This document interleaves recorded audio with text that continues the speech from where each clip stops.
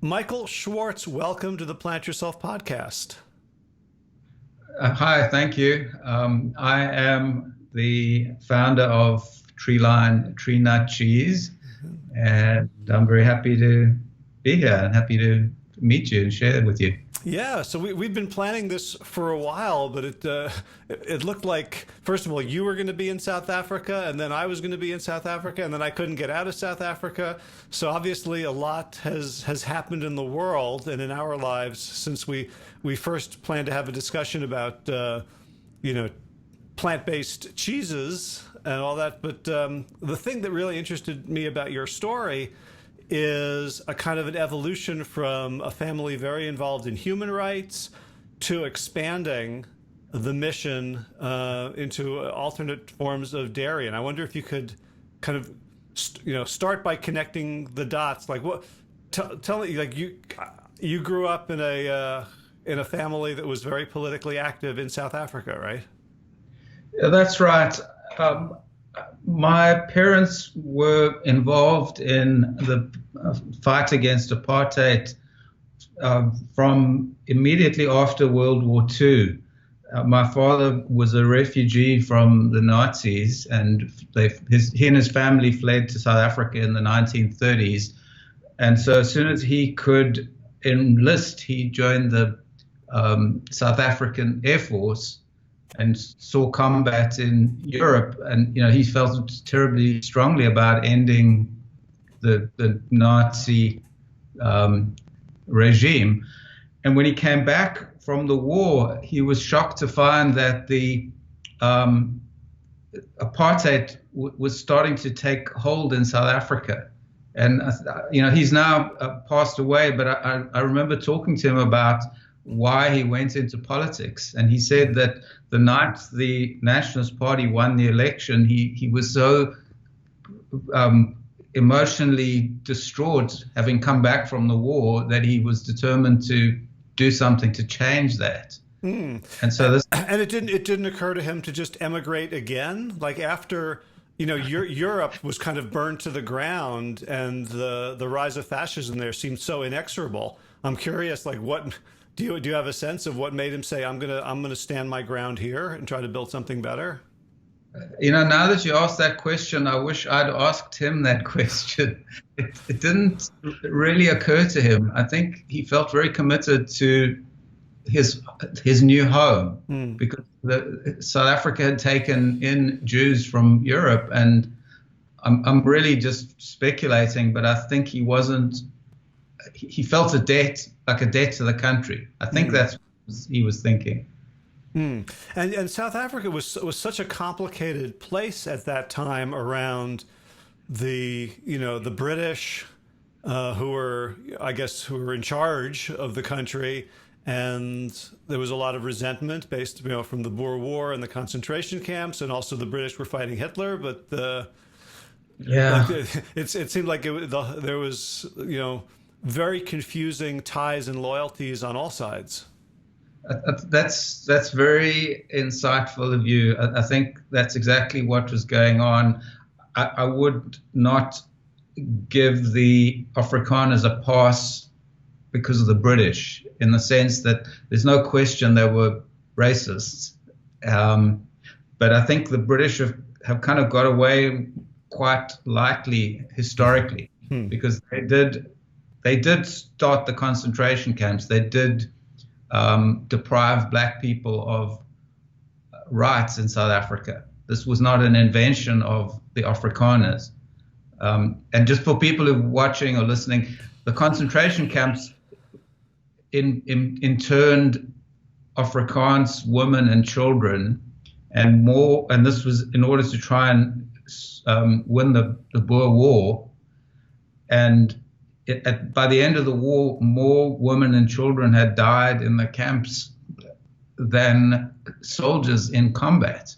And people don't really like to talk about this, but it's true, and it's a shameful stain on the British government. So sorry, I got a bit sidetracked on that. No, that's great. That's very useful historical context for for folks. My wife grew up Afrikaans in Bloemfontein. So, Right. so I, from that community, there is still, 110 years later, a lot of bitterness. Oh, you can't blame them for that, because what was done to them was absolutely appalling. It's Right. it's a shame that so few British people know about it. They generally don't even learn about it in history. It's like it never happened. Right. And I guess one of the lessons of history is that people who are hurting hurt other people. Yeah, I think that's true. So, Yeah. so your dad became involved in politics. Was he a lawyer? Yeah, so he went to law school under what was then the equivalent of the South African equivalent of the GI Bill of Rights, and he was in fact in the same class at law school with Nelson Mandela. And the class, there's a photograph that can be found on the internet of that class, and it was tiny. There maybe were a dozen people, so everybody obviously knew each other. And he was a lawyer. He ended up defending one of the co-defendants in the Rivonia trial, which saw Mandela imprisoned along with a lot of other people. And my father's client, luckily, was one of two who actually was acquitted. Huh. But in any case, he and my mother really made a commitment in their lives to trying to end apartheid. And just to cut to the chase, I think that sense of service and also of right and wrong was something that was instilled in me from a very early age. And it didn't take a lot for me to say, well, if there's injustice, it's injustice. If there's injustice against people, injustice also applies to any sentient being. And so I think my experience growing up in that kind of household, in a very kind of extreme environment in the country, directly led to my giving up eating animal products and wearing animal products, and then to trying to change things by starting this company.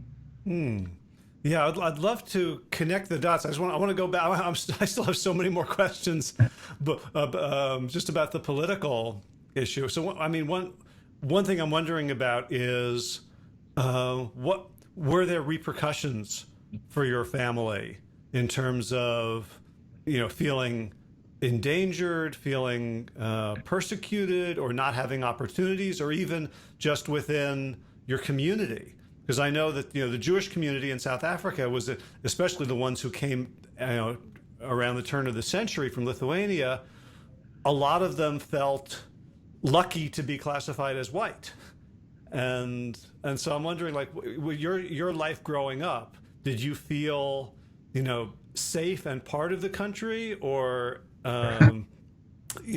ostracized in some ways?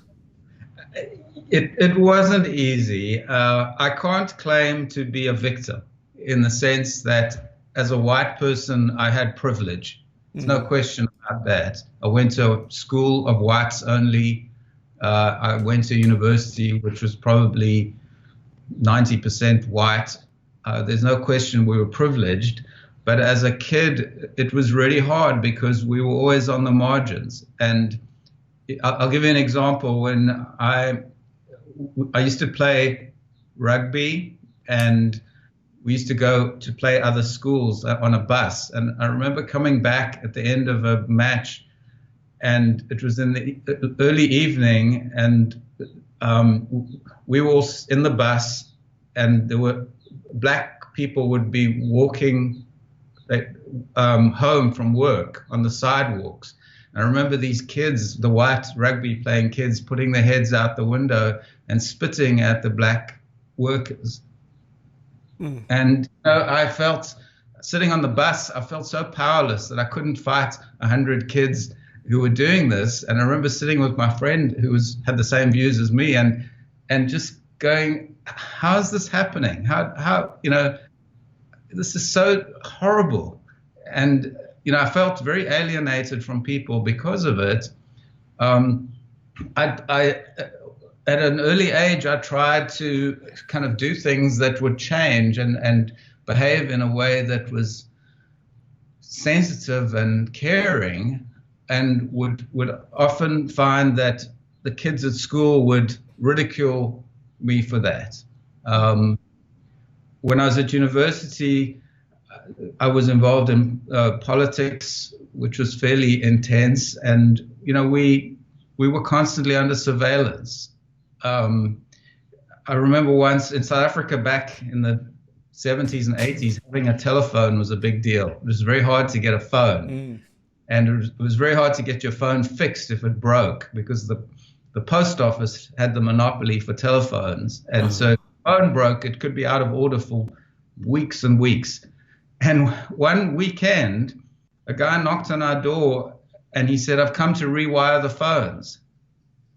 And he spent the whole day rewiring our phones.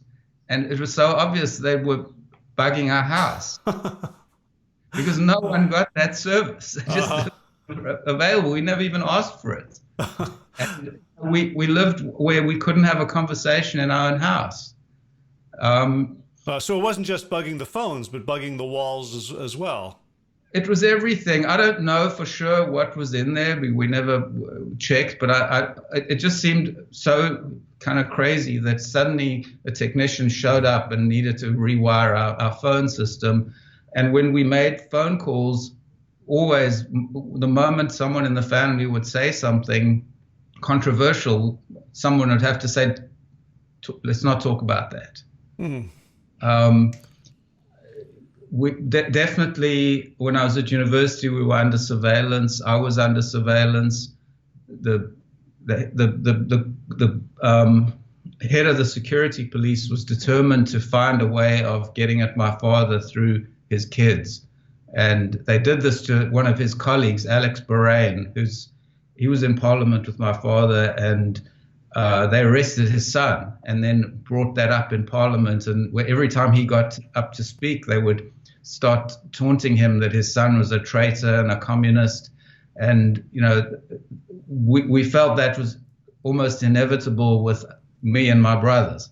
So it wasn't a nice way to live. It also, another example is we would always be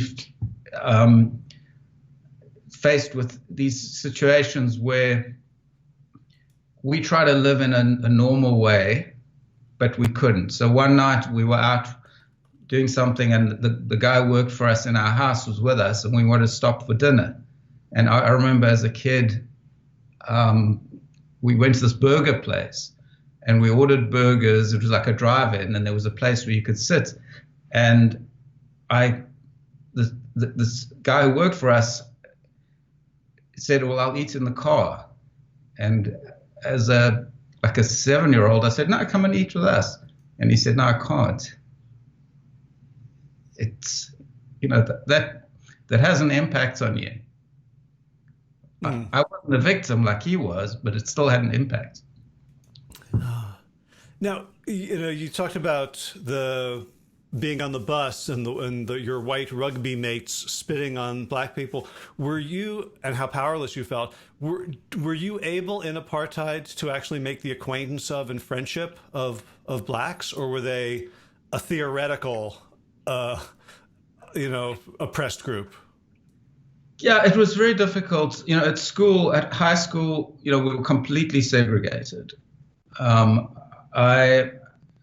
At university, there were maybe 2 blacks in the entire class. I studied engineering, and I think there were 2 in our class. And I've got a good story about that, by the way. Yes, please. So it was very hard to have any kind of normal relationship with blacks. I had a friend when I was maybe 6 or so, and he used to come over to my house and play and swim. And then one day he just disappeared. And it's because he wasn't allowed to live in the same area, the same neighborhood. He had to go off to some so-called homeland. So our friendship just came to an abrupt end. And that's I guess in South Africa, that was the only black friend I had, was aged maybe 6 years old. So here's my story. If you've got a moment, I'll share this with you. Yeah. So when I was at university, there was an organization which still exists called the Institute for Race Relations. And one of the things they did is they got permission from the university to use empty classrooms on weekends to help supplement the education of black kids, particularly in science and mathematics. So I signed up to be a science teacher. And it was so depressing because the class, they came in with such poor education that I felt that they just were not getting it. And one time I set a test for them, and there was one guy in the class who got an A, and the rest got close to zero. They just were so lost in physics. Anyhow, many years later, I was on a plane from Johannesburg to New York, and this guy comes and sits next to me, and I immediately, when someone sits next to you on the plane, you want to sleep, and you think, oh, geez, is he going to talk to me? Is he going to snore? And I was feeling pretty negative about it, but we got chatting, and it turned out he was a senior engineer with Eskom, which is the electricity utility, and he was on his way to Mali in order to help them design a power plant. And it turned out he was in my class, not my class, but at engineering school about 2 years behind me. He was one of the few black people. And I then mentioned to him these classes that I used to teach, and I told him how frustrated I was and how I felt I was just wasting my time. And he looked at me and he laughed and he said, "You weren't wasting your time at all." And he said, "I was in one of those classes." And he was in my class, but he said, "And I can show you any number of doctors, lawyers, accountants, engineers who owe their careers and their success to getting that extra help." And it just struck me. At first, it made my day. It was like one of the best things that anyone could ever tell me. But it just made me realize that things you do actually do make a difference. You might think it doesn't make a difference, but it does. And even it's the way you eat, what kind of clothes you buy, the way you treat people just in your daily life. It does make a difference. Yeah, and that must have been, I'm imagining, for you, something of a very liberating revelation to grow up in the shadow of a father who was, he was on a stage writ large, right? Like he was fighting against, Terre Blanc. He was in Parliament. He became the first, I think, the first opposition party ambassador to the United Nations. To say the little things I do can make a big difference too. I'm one, because I grew up. My father was not of the same stature, but he was a local, regional political figure. He was on the newspaper and on the television, and I had that same sense that, well, he's doing big things, and nothing I'm doing measures up. I'm wondering, your navigation of that. No, that's exactly right. That's exactly right. And I would always defer to him in that I felt that he had the platform and it wasn't up to me to destroy that platform.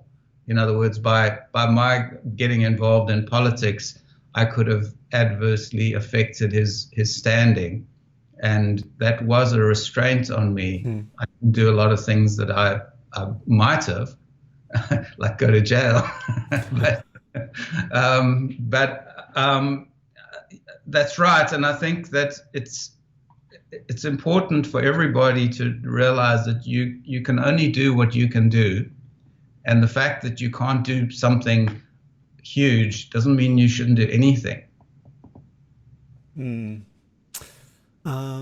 So let's transition a little bit to the arc of your career. So you talked about like expanding from humans to all sentient beings. Did you grow up around animals? Like how did the non-human world enter your consciousness?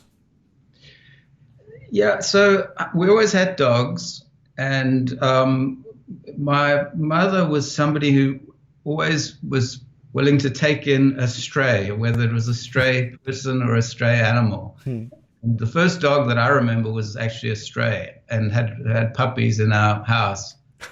And so, and one thing that's quite sad, I think, is that, you know, anybody who came to our house during that apartheid era, who knocked on the door with a hard luck story, got something from my parents. And when apartheid ended and the kind of crime started growing badly in South Africa, my mother one day said to me, you know, what really hurts me is that I'm scared to open the door to people these days. I had the same conversation with other women of her generation who said exactly the same thing.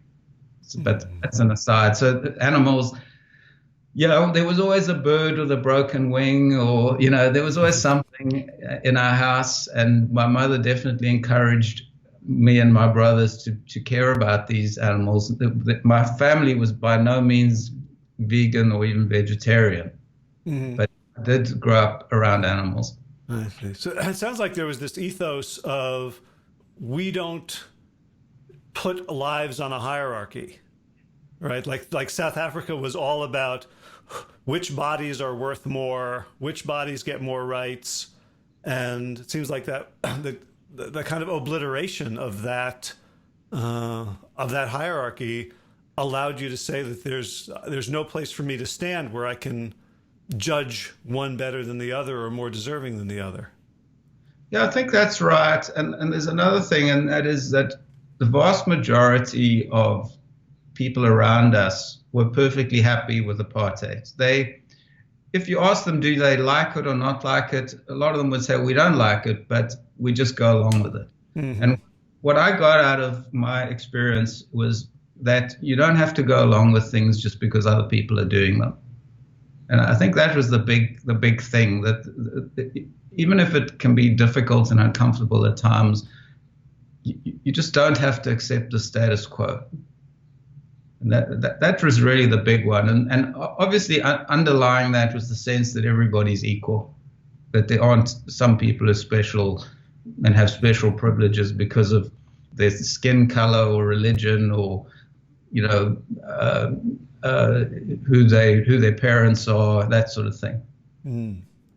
So what year did you go vegan? Oh, that's a good question. It's probably 15 years ago. Okay, so like 2005 or so. Yeah, I stopped eating meat in 1987. And that I remember very clearly because it coincided with my taking the Texas bar exam. And I then was living in a sort of denial for many years about the dairy industry. And eventually I think that the information on the internet was so compelling that I just realized I couldn't live in denial anymore. But still, yeah, I think for many of us, especially in the 80s and 90s, you know, to go vegetarian was the revolutionary step, right? At least in our own, and you said in Texas. So like, I'm wondering, like, you know, you're already from this family that's Jewish, that's anti-apartheid. Did your parents go like, you know, why are you making more tourists for yourself? Why, like, you know, veganism still is not very big in South Africa. You know, we were talking by email about rescheduling this, and I was saying like, I can't. It's really hard to find anything to eat. You know, where I was under this lockdown. Was it just like a private thing, like I'm not going to do it anymore, or was it sort of a public declaration of identity at that point? Well, going vegetarian, I think, was a sort of a public declaration, and it's funny because my parents, as committed as they were to human rights, and as much as they loved animals in the house, they don't get the whole. They didn't get the vegetarian thing, and I know they found it pretty annoying, and I think my mother still does. With going vegan, it was more like just a progression where I just slid into going vegan, and one day said I'm just not buying cheese anymore. Okay. And so as I don't know, as you when you first went vegetarian and as you progressed, did you find a community? Like, how did that affect your life outside of what you put into your mouth? Yeah. So I was living in Dallas, and I connected with a group there called the Animal Connection of Texas. And I have to say that the people in that group were amazing, and it was very supportive and helpful, because in 1987 in Dallas, it was pretty much, finding vegetarian food was hard. And I was a lawyer, and I had to go on a lunch with some clients, and I said to the waiter, have you got anything vegetarian? And the client across the table from me said, "You're vegetarian, so where'd you get your meat?" And I said, "What do you mean? I don't eat meat." He said, "No, you don't understand. Where'd you get your meat?" And after a while, I realized he meant protein. And it was so, like, meat and protein were synonymous. Uh-huh. And so having the Animal Connection of Texas, they'd have potlucks and things like that. That was really, really very helpful. Okay. So you went to law school in the United States. Yes. Did you live here for a while after that, or did you return to South Africa? No, I went to law school. I practiced law in Dallas for a few years, and then I moved to England. I lived in London for a while, and then came back and lived in New York, New Jersey. Gotcha. Oh, where in New Jersey? All over, in Princeton and in Bergen County. Oh, I lived in Princeton from like 83 to 2005. We definitely overlapped. Oh. About 1990. Huh. Did you go to the Jewish Center? I didn't. Okay. When I was in college, I taught at the Jewish Center, and then I led the high holiday services at Princeton University. I went to those. Oh, I was the cantor. Really? It's a blank. I'm sorry. Well, I'm not gonna sing, so you'll have to take my word for it. Wow. Yeah, amazing. that was with first we had Eddie Feld, who was the rabbi, and then Jim Diamond. It's a blank. I did go to the Rosh Hashanah service, and it was sort of upstairs somewhere in a building on the campus. Okay. I used to do it at Alexander Hall, so there was an upstairs gallery. Okay. That's funny. All right, so you were a practicing lawyer, obviously. Well, I don't know. Maybe are you still practicing, or you started a company, a plant-based company? Like, how did that come about? Well, I was practicing law. I did intellectual property law, and at some points I just felt like I'd run out of steam, and I felt that I'd lost my passion, and I said to myself, would you want a lawyer who's lost his passion? And when I answered that question, I said, well, then you've got to phase yourself out of this. Now, I'm still licensed as a lawyer, as a patent attorney in New York. I'm licensed in New York. But towards the end of my law practice, I started a business with one of my clients, and we were very successful in a very short time, which gave me a big cushion for some other explorations. And so I looked around and tried to find something that I could do that I felt really passionate about. And that's really how I started the company, because I liked cheese. I like to eat cheese. I used to travel to Europe a lot for work and eat really great French and Italian cheeses. And I thought, well, why not combine that love of food with something that's going to really change the world? And if I give people something that they really love, then it's going to be a lot easier for them to give up the dairy, and that's a powerful force for change. So did you know anything about making cheese or plant-based cheeses? And like, what year was this? Let's start there. This was about 20. I started the company in 2011. That's when I incorporated it, I think. Okay. And I started experimenting around about the same time. I did not know anything at all about making cheese. I didn't know anything about the food business.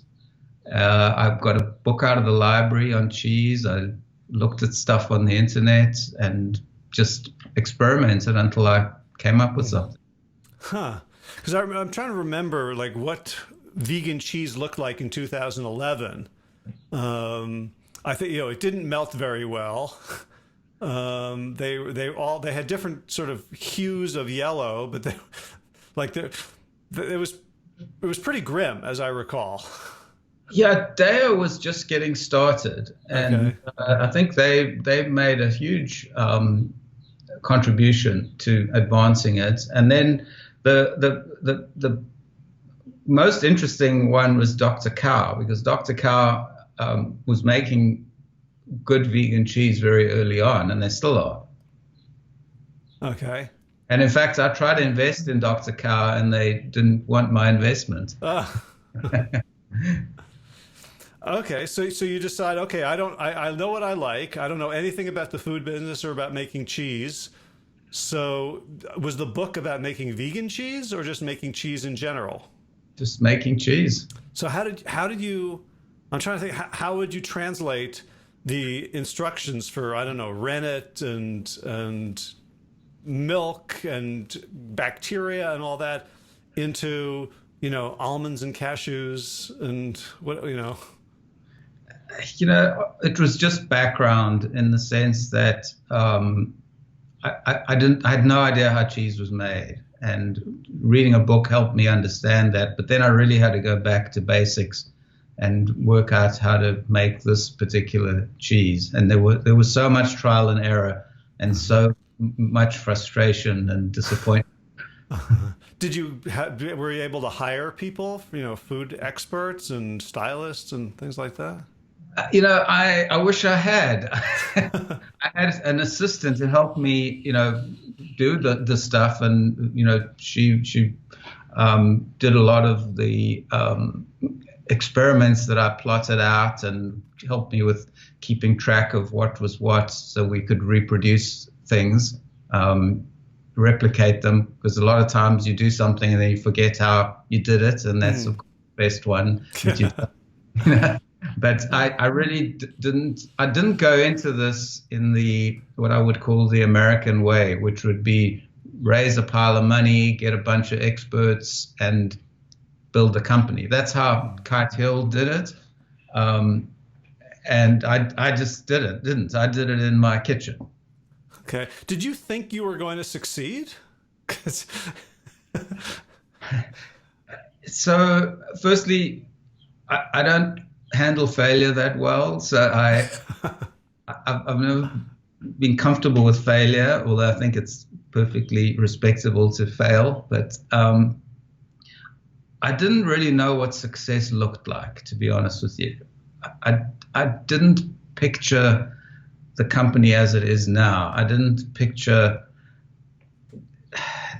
the brand being on shelves in Whole Foods and I just pictured making nice cheese which I could sell in the neighborhood in upstate New York, basically, and maybe New York City. And then it evolved. It just grew. So when did you first pivot into, like, when did you first think, I've got something here? There definitely was a moment, which was when we got distribution with a major distributor, and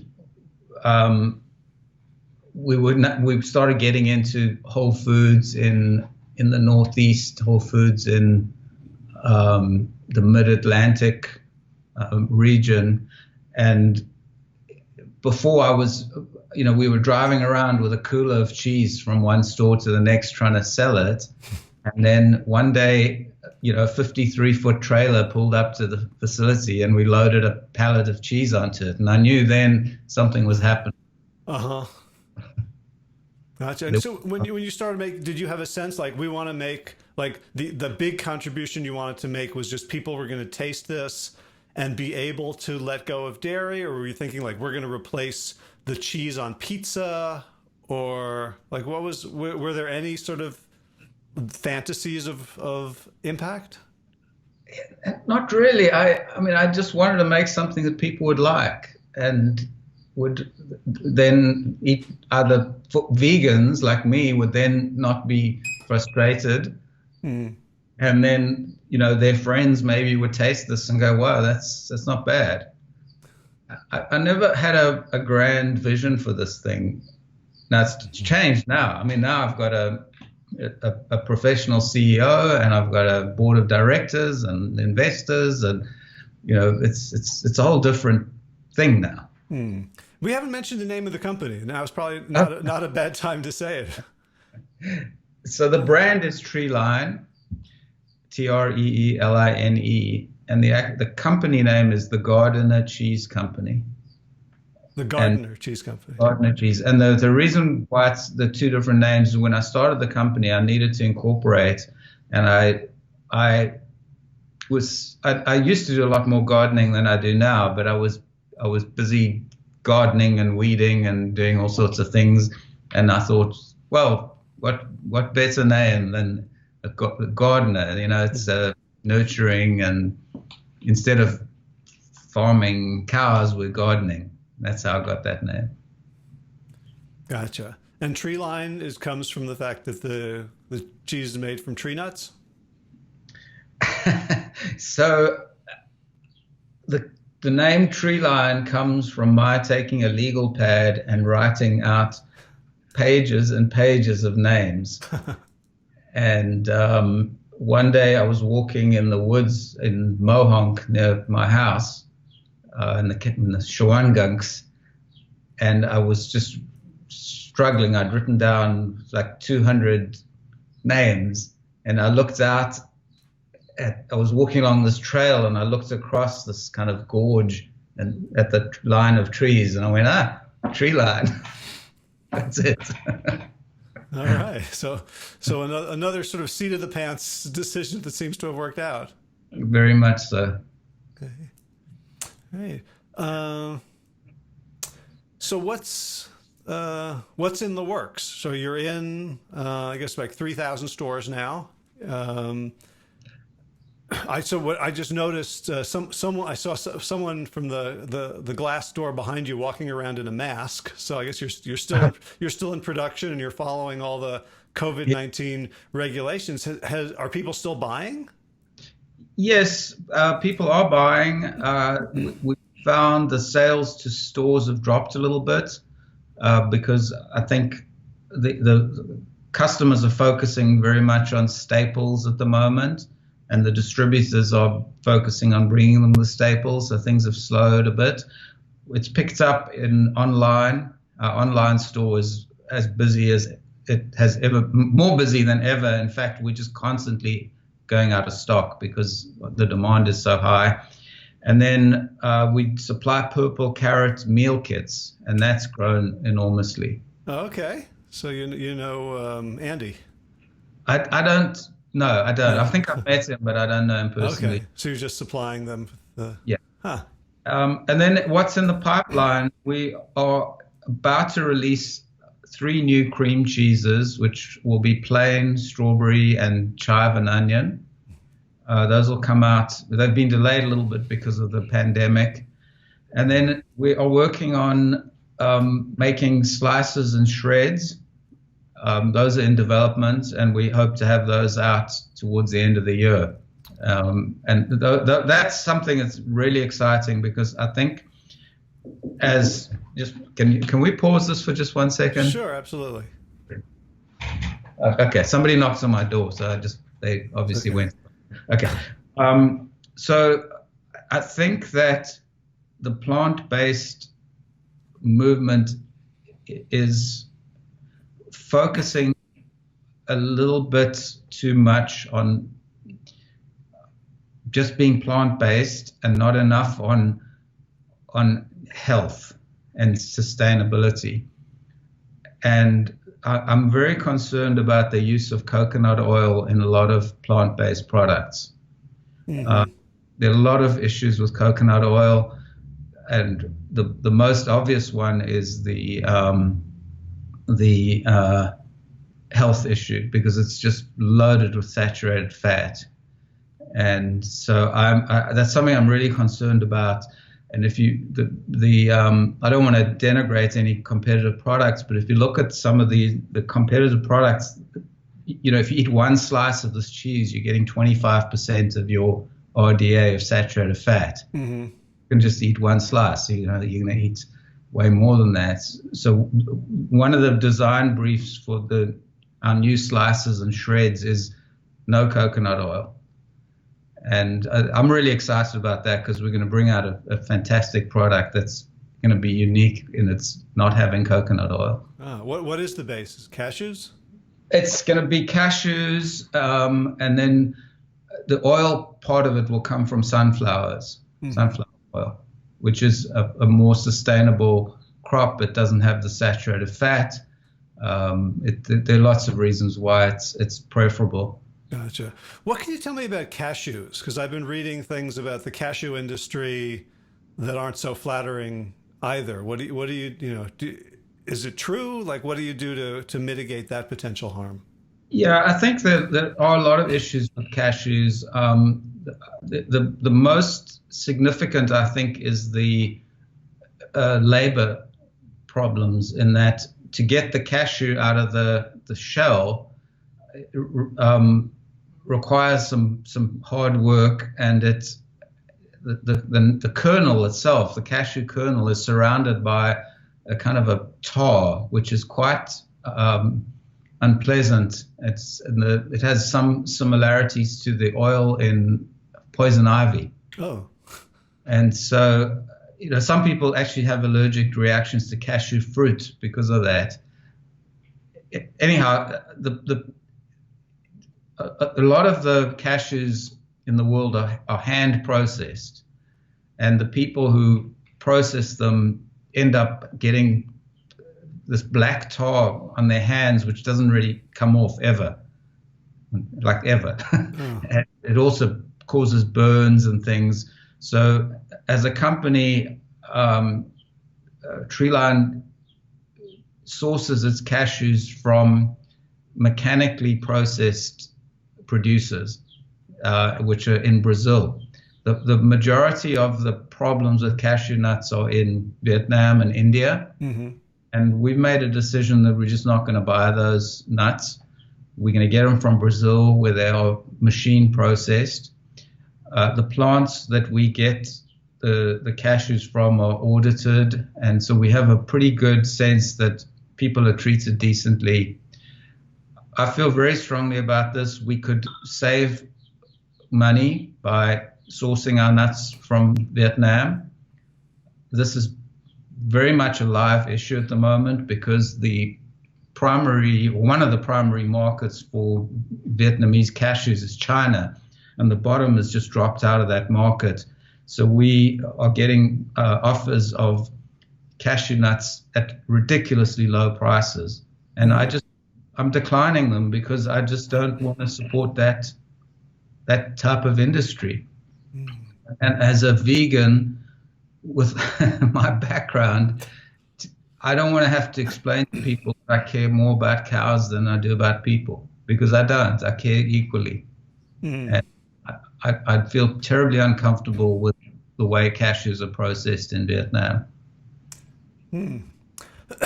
Yeah, it seems like there's a challenge in your business, given that I can buy a tub of Philadelphia cream cheese for $1.39. That there's almost like a curve of like how pure do you want to get. Considering the USDA subsidizes dairy. You could go for organic. You could go for are there areas where you struggle to balance the cost of the end product with the inputs? Yes, for sure. Organic is a good example. Organic cashews are significantly more expensive than non-organic.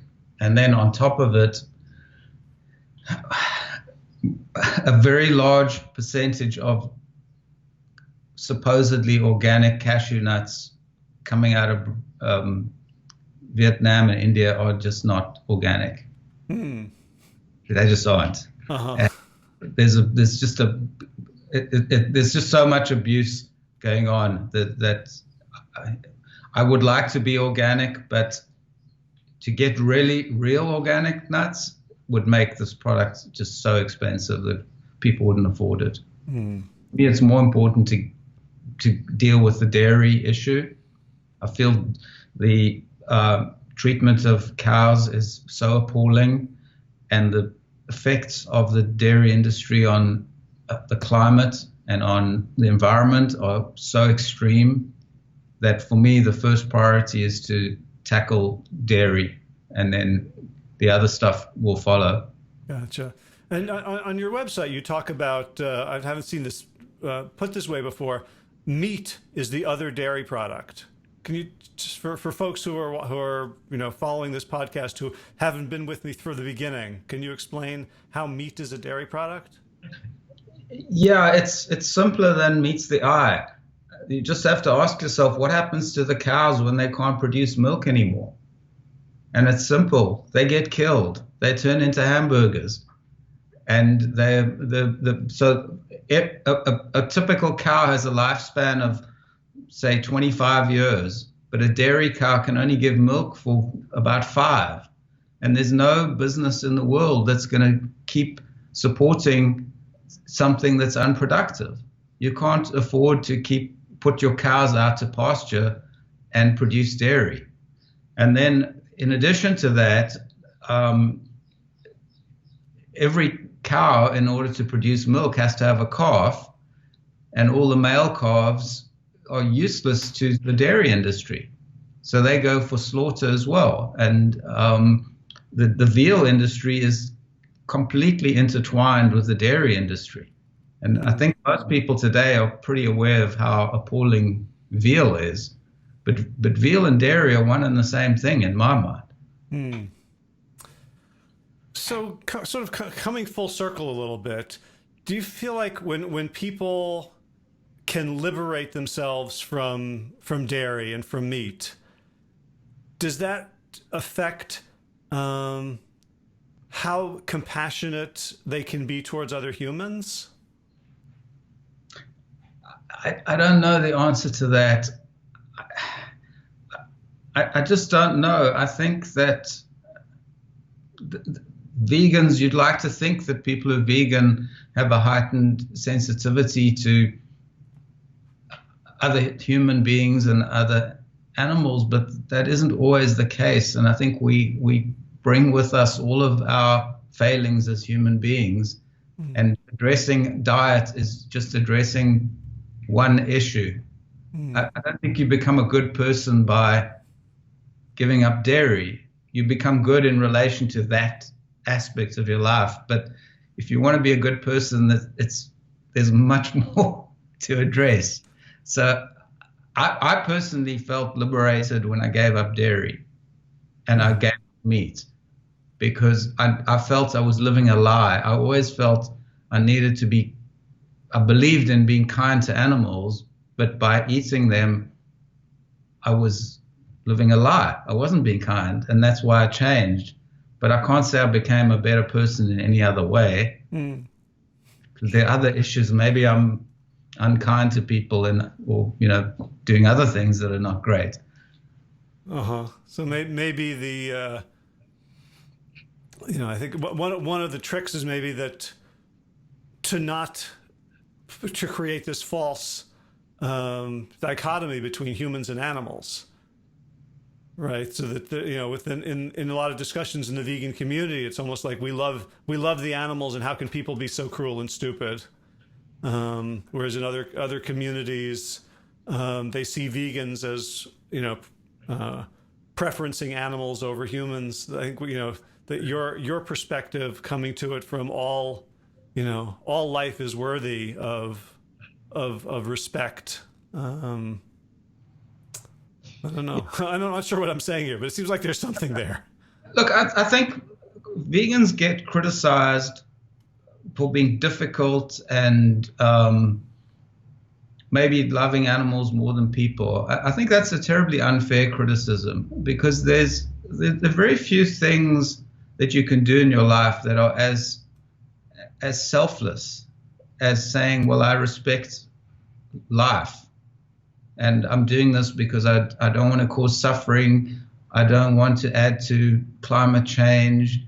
I'm concerned about poverty and the way food is allocated in our society. Those are all very selfless things, and I think it's very unfair of a meat eater to criticize a vegan for being difficult for making those choices. Okay, that's inherently compassionate, which is inherently good.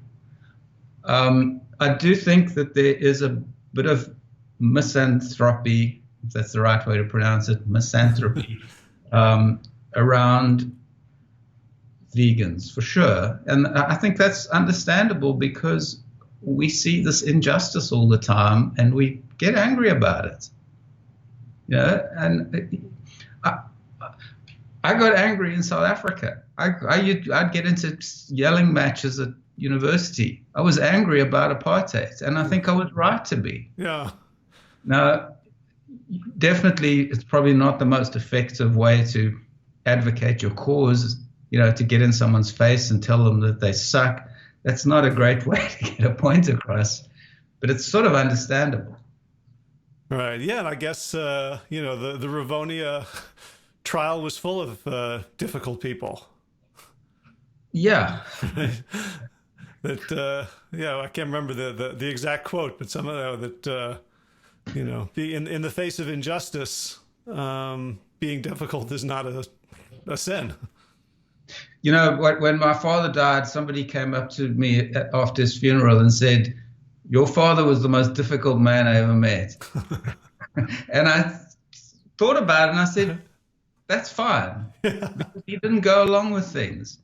He was right to be difficult. Right. Maybe he could have refined his message a little bit, the way he delivered it, but they're difficult issues. It's okay to be difficult.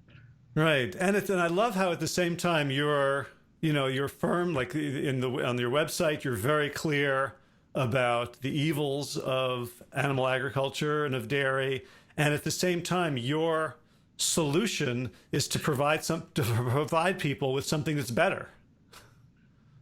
Yeah, I don't think that you have to kind of suffer to live a more compassionate life. Some people think that you have to suffer. It's good to suffer, but I think you could have fantastic food and have a really good time. So why not?